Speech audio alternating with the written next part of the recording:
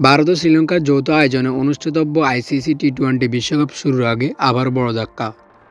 ভারতীয় সংবাদ মাধ্যমের তথ্য অনুযায়ী পশ্চিমবঙ্গে অন্তত 5 জন নিপাহ ভাইরাসে আক্রান্ত হয়েছেন। জরুরি স্বাস্থ্য সতর্কতার অংশ হিসেবে প্রায় 100 জনকে কোয়ারেন্টিনে রাখা হয়েছে। 20 দলের বৈশ্বিক টুর্নামেন্ট শুরু হওয়ার মাত্র কয়েক সপ্তাহ আগে এই পরিস্থিতি তৈরি হলো। প্রতিবেদনে বলা হয়েছে আক্রান্ত 5 জনের মধ্যে স্বাস্থ্যকর্মীরাও রয়েছেন। কলকাতার 2টি বেসরকারি হাসপাতালে কর্মরত 2 নার্সের অবস্থা আশঙ্কাজনক বলে জানা গেছে। এই পরিস্থিতিতে থাইল্যান্ড, ভিয়েতনাম সহ এশিয়ার অনেক দেশের বিমানবন্দরে সতর্কতা জারি করা হয়েছে বলেও প্রতিবেদনে বলা হয়েছে।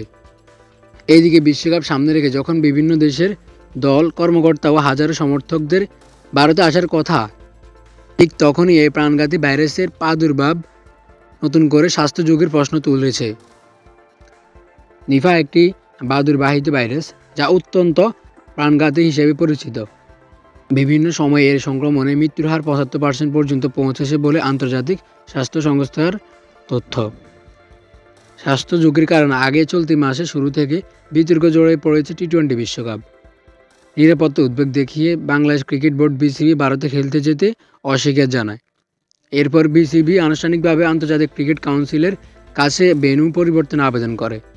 দুই পক্ষের মধ্যে একাধিক দফা আলোচনা হলেও কোনো সমঝোতা হয়নি। শেষ পর্যন্ত আইসিসি গত সপ্তাহে বাংলাদেশকে বাদ দিয়ে স্কটল্যান্ডকে টুর্নামেন্টে অন্তর্ভুক্ত করে। আইসিসির এই সিদ্ধান্তে অসন্তোষ প্রকাশ করেছে পাকিস্তান ক্রিকেট বোর্ড পিসিবি। বর্তমানে পাকিস্তানের জাতীয় দল বিশ্বকাপে অংশ নেবে কিনা তা নিয়ে বোর্ড পর্যায়ে আলোচনা চলছে।